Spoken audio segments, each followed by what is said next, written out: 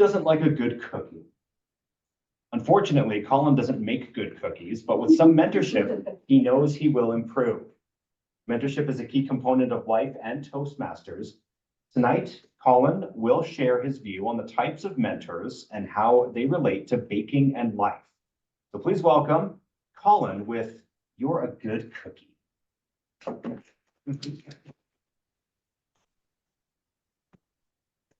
Thank you for that introduction, Derek.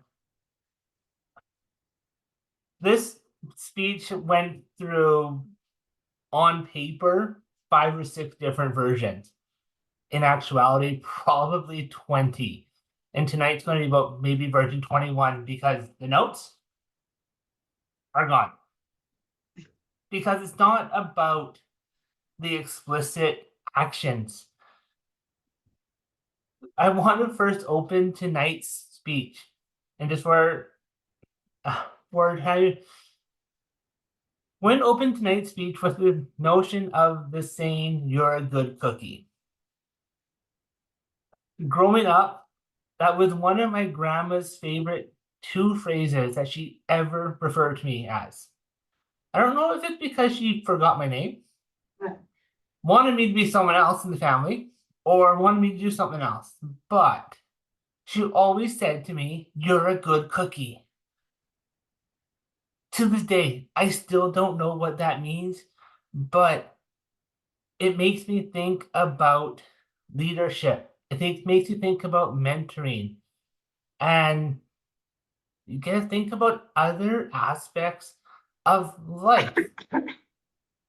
So, this speech is all about kind of mentors and kind of how it ties to baking and life. I have thought of 3 unique techniques that mentors can do to help anyone who they are mentoring. And for some reason, I don't know if it was late at night, one night, I decided that I thought about baking. I also thought about other things, but the techniques that we're going to talk about are associated with cooking, baking, and flambe. So, let's begin kind of thinking about the 3 techniques. Our first technique that mentor can do, we'll call it cooking. And I use cooking in this way because when you think about cooking, you sometimes have to be pushed into doing different things. You have to be pushed into the idea that you can do it, or that someone has trust in you, or has a want for you to try to do something. And I have been a proponent of receiving a lot of positive mentorship where I have been pushed. I have been pushed to try something new. I have been pushed to be accountable. I have been pushed to be to respond to ideas and just to do things. But without this mentor, without the idea of being pushed, I don't know where I would be, because these small changes that I've made have had major impact on me throughout my entire life.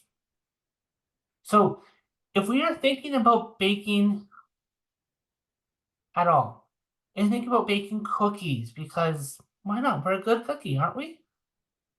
A mentor could say something along the lines of, "I know you've never baked gingerbread, but I think we can do it." Or you could go through the process of encouraging people, pushing them to a new idea of, how about we record this? Let's record the entire baking process, including the recipe, share it to your family, and when we are ready, let's share it to other people. This level of pushing and baking really develops along the lines of a lot of trust and being able to know that trust isn't always just given or earned. You have to build it, and you have to define it as you need to in the situation. let's move on to the second topic, which is baking. When I think of this, when I think more of, I've used several different words. The word that kind of has played in my mind is kneading. Like you're kneading dough. I've only kneaded dough like once, maybe 20 years ago. There was a pretty inspiring teacher that taught me to knead dough. But from a mentorship perspective, when you gotta knead the dough, you're kind of allowing yourself to pull a mentee into the right direction when they go astray. And this can be something as simple as, I need advice. What do I change? Or it can be something as a, as a mentor, I really recommend we try it this way. Just this way. Come on, trust me. And something simple as that guidance that comes from the trust. We are able to lead our mentee into an understanding as to what we are saying, why we're suggesting it. Now, in this situation, when you're pulling a mentor to one side or to giving a suggestion, you can never state as a mentor that you are right. You are never right until your mentee tells you that that thought process worked for them.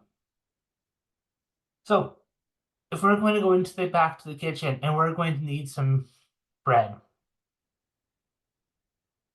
something that a mentor could say to kind of guide the mentee, right? Or does that recipe really call for 3 cups of sugar? You sure it's not 3 cups of flour? To be honest, I really wish that that was a made up scenario that came to mind. It happened more than once. Just to let you know, not by me, but it's been happening. Really sweet cookies, by the way. So the third idea is flambe. Now, if you know that word, it means add like pizzazz.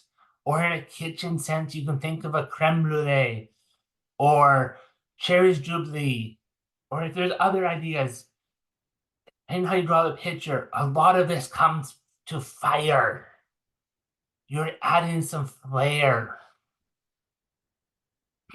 So with adding flair to the mentorship story, it builds on the trust. It builds on pulling mentors one way, but it's something as simple or as blunt as, I am doing this, you can come with me. I want to encourage you to do this, but we are going to do it this way. So adding flambe, or if you're baking or cooking or whatever action word you want to think of in the kitchen, or if you want to be in the garage, there's 100 other action words. We are able to put different techniques piece by piece to different situations to help our mentors and ourselves make the best scenarios we can, best relationship possible. We're going to return one final time to the title of tonight's speech. You're a good cookie. That was said to me. I want to say this to anyone who is being mentored by anyone. You're a good cookie. In this context, I am meaning it as you are doing great with a little bit of technique, little bit of help. You can succeed. You can bake those cookies. They can be the best in the world. And with that, back to you, Mr. Toastmaster.